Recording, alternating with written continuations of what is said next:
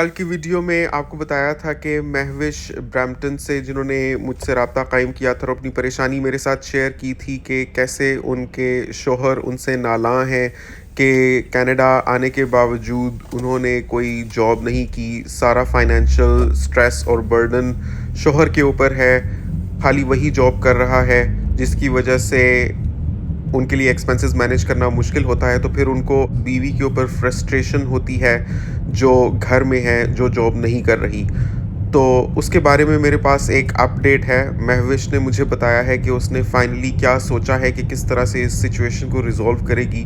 कल की वीडियो की डिटेल्स अगर आपको जाननी है तो ये उसका थंबनेल है, इसका लिंक मैं एंड स्क्रीन में भी दे दूँगा, आप जाकर देखिएगा ताकि आपको डिटेल से मसला समझ आए कि महविश और उसके शौहर ज़ियाद के बीच प्रॉब्लम क्या है। लेकिन अब आते हैं सॉल्यूशन की तरफ। तो नाज़रीन, महविश कहती है कि उनको बहुत अच्छी रहनुमाई मिली है लोगों के कमेंट्स से जो कल की वीडियो पर आप लोगों ने किए और जो मैंने भी अपना इजहार ख्याल किया। कहती हैं कि मैं तो इस हद तक ब्रेकिंग पॉइंट पर पहुंच चुकी थी कि मैं सोच रही थी कि अब अपने शौहर से राहें जुदा करने के अलावा और कोई रास्ता नहीं है। लेकिन बिलाल भाई, जब आपने ये समझाया कि वाकई ये सच है कि अगर मुझे अपने शौहर से मोहब्बत है तो मुझे उसको वक्त देना चाहिए। I have nothing more to lose than the person I love in the worst case scenario. अगर समझ लें कि उसका बिहेवियर इम्प्रूव नहीं होता तो ज़्यादा से ज़्यादा यही है ना कि हमारे दरमियान सेपरेशन हो जाएगी। Still I will be safe and secure being a permanent resident of Canada. यहाँ पर मैं अपने आप को अच्छे से संभाल लूँगी। तो अच्छी बात यही है कि मैं अपने शौहर को वक्त दूँ और उसको समझाने की कोशिश करूँ। मैंने कहा कि बाज़ औक़ात आदमी इतने ज़्यादा परेशान होते हैं और मेंटली ड्रिफ्टेड होते हैं कि समझाने से भी उनको कोई असर नहीं होता, बल्कि अगर आप समझाने की कोशिश करें तो शायद वो और भी ज़्यादा फ्रस्ट्रेट हो जाएँ और भी ज़्यादा चिढ़ जाएँ। तो अगर आप समझती हैं कि समझाने की स्ट्रैटेजी काम नहीं कर रही तो एक और काम करें। जब आपको लगे कि वो उस मोड में आ रहे हैं या उस जोन में आ रहे हैं जहाँ आपसे वो बदतमीज़ी करने लग पड़ रहे हैं तो जस्ट आगे से खामोश हो जाएं। देखिए, ताली दोनों हाथों से बजती है। अगर आप अपने हिस्से का पार्ट नहीं डालेंगी ना तो उनके 2-4 ताने या 2-4 sentences wouldn't go very far. उनको भी पता चलेगा कि ये आगे से लड़ नहीं रही मेरे साथ बल्कि सब्र कर रही है। तो हो सकता है उनको भी प्यार आ जाए और वो भी समझ जाए। आखिर को शादी के आपको 4 साल हो गए हैं तो कुछ तो है ही ना कि आप लोग आपस में चल रहे हैं अभी तक और आपका रिश्ता निभा हुआ है।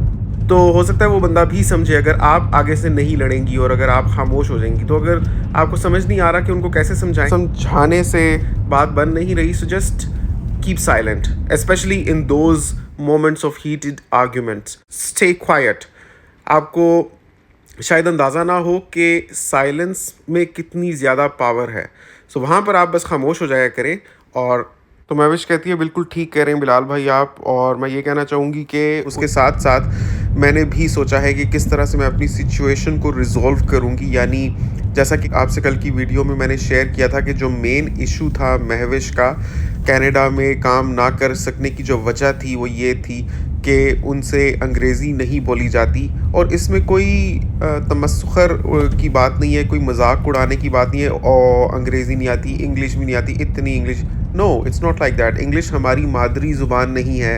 अगर किसी को नहीं आती तो इसमें कोई स्टिग्मेटाइज़ उसको करने की ज़रूरत नहीं है, उसमें बिल्कुल भी उसका मजाक उड़ाने की ज़रूरत नहीं है। So having said this, Mahvish कहती है कि आपके साथ बिलाल भाई मैंने शेयर किया था कि मैं कंफर्टेबल महसूस नहीं करती इंग्लिश बोलने में। तो पहली जो मैंने फ्रंट डेस्क ऑपरेटर की जॉब पाई थी कनाडा में अभी से 3 महीने पहले, जिसको मैं सिर्फ 1 महीना ही कर पाई क्योंकि मुझसे नहीं हो रहा था। क्लाइंट्स अपने लोकल एक्सेंट्स में इंग्लिश बोलते थे, बहुत डिफरेंट उनके एक्सेंट्स होते थे, तो मुझे उनकी बात समझ नहीं आती थी।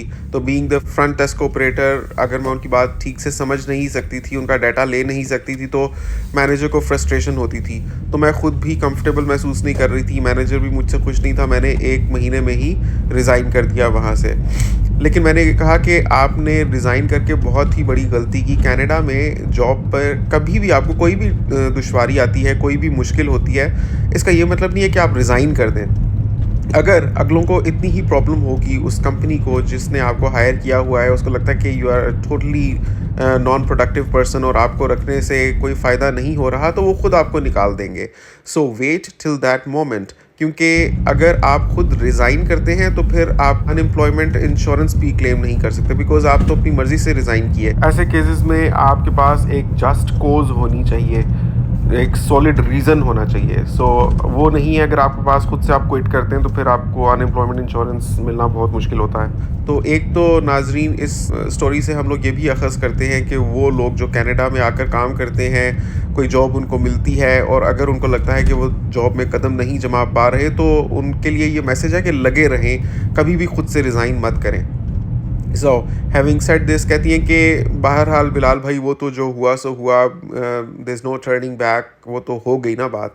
तो अब मैं समझती हूँ कि ज़ियाद का जो मेन इशू है वो ये है कि उनकी आफ्टर टैक्स 3500 जो घर में आ रहे हैं उसके साथ गुजारा होना मुश्किल है। हमारे अभी कोई औलाद भी नहीं है, हमें कोई चाइल्ड बेनिफिट भी नहीं आता, तो 3500 में से 2500 तो खाली हमारा रेंट में चला जाता है, तो बाकी हम बहुत ही सोच समझ कर खर्च करते हैं। समझ ले कि 2 वक़्त की बजाय 1 वक़्त हम लोग खाते हैं। इवन 3500 हमें सफ़ाइस नहीं कर रहा। ज़ियाद ऑफ़िस भी बस पे ही आते जाते हैं, मार्केट में भी हम सारे काम बस पे ही करते हैं, कोई गाड़ी तक नहीं ली हुई है अभी, तो हमारे गैस और इंश्योरेंस एक्सपेंसेस नहीं है। तो बहरहाल बस का भी जो खर्चा है, मंथली जो हमारा कार्ड होता है वो तकरीबन $95 हमारे लगते हैं। तो 2500 in the rent, $95 in the bus card, and बाकी हम ग्रोसरी करते हैं। तो वाकई हालात तो टाइट हैं हमारे, जिसकी वजह से ज़ियाद ज़हनी तौर पे बहुत परेशान है। मैंने कहा महविश वो परेशान है, लेकिन उसका ये मतलब नहीं है कि वो इस किस्म के डिमीनिंग वर्ड्स यूज़ करे जैसे उसने किए। जैसे कल की वीडियो में आपके साथ शेयर किया था कि कह रहा था कि जाहिलों के ख़ानदान से उठाकर ब्याह कर ले आया हूँ मैं, जहाँ नस्लों तक किसी ने कोई काम नहीं किया। जाहिल, बेकार, नाकारा औरत, लिच्चड़, इस किस्म के वर्ड्स यूज़ नहीं करने चाहिए। देखें, आपकी ऑलरेडी जो सिचुएशन है ना, मैं समझ सकता हूँ कि $3500 living in Brampton is absolutely not enough. आप लोगों को at least since you are not even getting child benefit, कम अज़ कम $5000 तो चाहिए ही चाहिए। तो उसकी फ्रस्ट्रेशन समझ आती है, लेकिन there is a way to express your emotion as well. अगर आप इस तरह से अपना इमोशन एक्सप्रेस करते हैं कि उसमें अगले की सेल्फ एस्टीम, उसकी खुददारी, उसकी सेल्फ रिस्पेक्ट कुचली जाए, तो आपका मैसेज पॉजिटिव अफेक्ट करने की बजाय उसको नेगेटिव ही अफेक्ट करता है, जैसे कि ज़ियाद की बातों ने आपको किया और आपने फिर मुझसे शेयर की। सो ज़ियाद का जो बिहेवियर है वो कंडेमनेबल है, और मैं उन व्यूअर्स को भी ये पैगाम देना चाहता हूँ जिन्होंने कल की वीडियो के नीचे कमेंट किया था कि बिलाल भाई, आपकी स्टोरी में अक्सर गलती मर्द की ही क्यों नज़र आती है। तो मैं ये कहना चाहूँगा कि ज़ियाद की गलती है। He could have been more prudent and more responsible in his choice of words, ताकि उनका एक पॉजिटिव इन्फ्लुएंस होते हैं। आप अगर किसी के साथ फ्रस्ट्रेटेड हैं या किसी से कोई बात आपको करनी है, उसको बिठाएं, उससे बात करें, डायलॉग से बहुत सी चीज़ें हल होती हैं। तो बहरहाल दैट्स कंडेमनेबल, लेकिन ऑन दी अदर हैंड मैंने समझाया था महविश को कि you need to work on yourself as well. देखें, एक चीज़ होती है कि कुछ लड़कियां होती हैं करियर ओरिएंटेड, करियर माइंडेड, वो शुरू से ही उसी तरह से सोचती आ रही होती हैं और कॉन्स्टेंटली अपनी प्रोफेशन के ऊपर काम कर रही होती हैं। लेकिन बहुत सी लड़कियां बिल्कुल इस तरह से नहीं सोचती और वो पढ़ाई में भी बिल्कुल मार्जिनली पास हो रही होती हैं, और उनका उस तरह का आउटलुक ही नहीं होता कि शादी के बाद हमें काम करना पड़ेगा। पाकिस्तान में तो चल जाता है एक ही बंदा काम कर रहा हो तब भी, because there is an extended family and then support system, and relatively सस्ता है कनाडा से। लेकिन जब आप कनाडा आते हैं तो चारों नाचार आपको लगता ही है कि आपको काम करना पड़ेगा। जैसे इनकी केस में ज़्यादा मैं समझ सकता हूँ कि even though he is being very frustrated on one hand, लेकिन दूसरी तरफ वो सच्चा भी है एक तरह से अपने परेशानी में, कि 3500 में नहीं गुजारा होता ब्रैम्पटन में। तो बीवी को कुछ ना कुछ काम करने की कोशिश करनी ही चाहिए। तो मैंने महविश को कल की वीडियो में भी बताया था कि अगर आप समझती हैं कि आप इस तरह से नहीं कॉम्पिटेंट, तो आपको कॉम्पिटेंट होना ही पड़ेगा। अब आप कनाडा आ गई हैं, आपको इंग्लिश भी सीखनी चाहिए और आपको कुछ ना कुछ करना चाहिए। तो महविश कहती है कि बिलाल भाई, आपकी बातों का मुझ पर बहुत असर हुआ है, तो मुझे आप बताएं कुछ ऐसा कि जिसमें मुझे बहुत ज़्यादा इंग्लिश ना बोलनी पड़े, आप ही कोई सजेशन दें।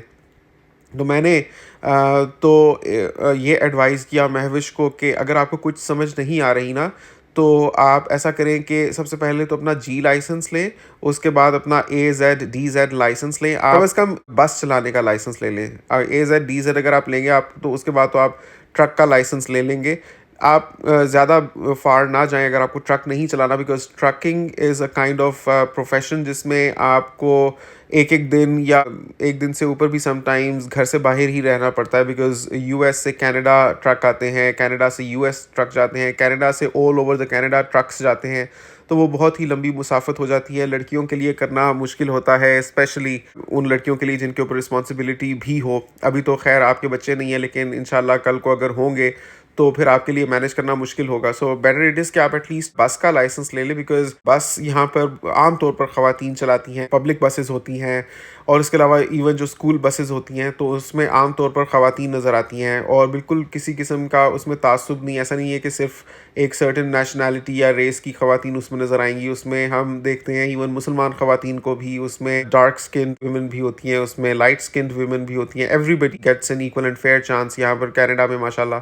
تو اس میں یہ ہوگا کہ آپ کو بہت زیادہ انٹریکٹ کرنے کی ضرورت نہیں پڑے گی کلائنٹس کے ساتھ، بیکاز آپ چپ چاپ اپنی بس چلاتی رہیں گی۔ مین وائل آپ کوشش کریں کہ اپنی انگلش پر بھی کام کریں، اور اس کے لیے آپ کو سوشلائز کرنا چاہیے۔ You have to make a conscious effort کہ آپ ایکسنٹ بھی سمجھیں اور آپ انگلش پر اپنی کام کریں۔ ظاہر ہے کہ اگر آپ نے BCom کیا ہوا ہے، پاکستان سے آپ پڑھی ہوئی ہیں، تو انگلش کے ساتھ کچھ نہ کچھ تو آپ کا واسطہ رہا ہی ہوگا، ایکسپوجر رہا ہی ہوگا، لیکن یہاں آ کے آپ کو صرف اپنے آپ کو فائن ٹیون کرنا ہے اور اپنی انگلش پر کام کریں، تو انشاءاللہ آپ کے لیے کریئر پراسپیکٹس اور بھی برائٹ ہو جائیں گے۔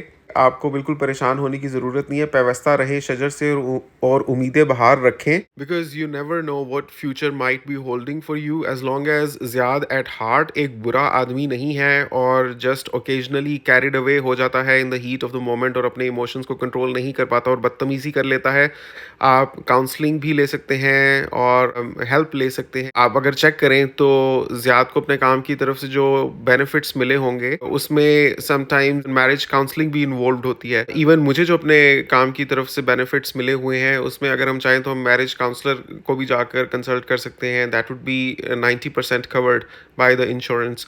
تو اس طرح کی چیزیں بھی آپ چیک کریں۔ اور دوسری ایک چیز یہ ہے کہ انشاءاللہ فیوچر میں بہت بہتری آ سکتی ہے۔ ابھی تو آپ کو کینیڈا آئے ہوئے 5 مہینے ہی ہوئے ہیں، تو آپ کے لیے ایک بہت بڑی جمپ ہے، میں سمجھ سکتا ہوں کہ بہت ہی بڑی سوئچ ہے، لیکن انشاءاللہ جب وقت گزرے گا اور یہ ہوم سکنس اینڈ کلچر شوق اور فرسٹریشن سیٹ اسائڈ ہوگی تو آپ کو لگے گا کہ آپ کے لیے بھی یہاں پر بہت سی چیزیں ہیں۔ سب سے مجھے جو اچھی بات لگتی ہے نا کینیڈا کی، وہ یہ ہے کہ ہر انسان کی یہاں پر رسپیکٹ ہے، رائٹس ہیں، اور آپ کی ایک انڈیویجول پرسنل اسپیس ہے جس میں کوئی انٹرفیئر نہیں کر سکتا۔ You are safe and protected here. کل کو آپ کے بچے ہو جائیں گے پھر انشاءاللہ چائلڈ بینیفٹ بھی آپ لوگوں کو ملے گا، تو آپ لوگوں کے حالات بہت بہتر ہو سکتے ہیں انشاءاللہ۔ شکر کریں کہ زیاد کو ایٹ لیسٹ 3500 کی جاب ملی ہوئی ہے، ساتھ میں اگر آپ بھی اپنے لائسنسز لے کر بسز چلانے شروع کر دیتی ہیں تو ایزیلی آپ لوگ ابو 5000 بنا لیں گے۔ اس کے بعد بلکہ اتنا ہو جائے گا کہ زیادہ نہیں تو کم از کم $1000 تو آپ کے بچ ہی جائیں گے اگر آپ میانہ روی سے چلتے ہیں اور سوچ سمجھ کر خرچ کرتے ہیں۔ So you can even start saving up to $1000 a month. So ناظرین، میں نے یہی ان کو مشورہ دیا کہ she should start working on her skills, because Canada is a different country than Pakistan. Canada ایسا ملک ہے کہ آپ کو اس کا سسٹم پش کرتا ہے ہر ایبل باڈیڈ ایڈلٹ کو کہ وہ کسی نہ کسی قسم کا کام کرے اور کچھ بھی کرے۔ ایسا نہیں ہے کہ آپ کو جج کیا جائے گا۔ ایون اگر آپ کلیننگ کرتے ہیں کہیں جا کر، that is a respectable profession. She can be a security guard too, اگر ان کو لگتا ہے ان کو کچھ ایسا کرنا چاہیے جس میں کلائنٹس کے ساتھ انٹریکشن کم ہو، زیادہ انگلش نہ بولنی پڑے، تو اس میں بھی کم انگریزی بولنی پڑتی ہے۔ یا ایون ایئرپورٹ پر کوئی جابس سرچ کریں، جیسے مے آئی ہیلپ یو والا جو سٹاف ہوتا ہے ایئرپورٹ پر، یا جیسے لیڈیز سٹاف ہوتا ہے جو لگیج سوٹ کیسز کو چیک ان کرتا ہے، اس طرح کی ایئرپورٹ پر بھی بہت سی جابس ہوتی ہیں۔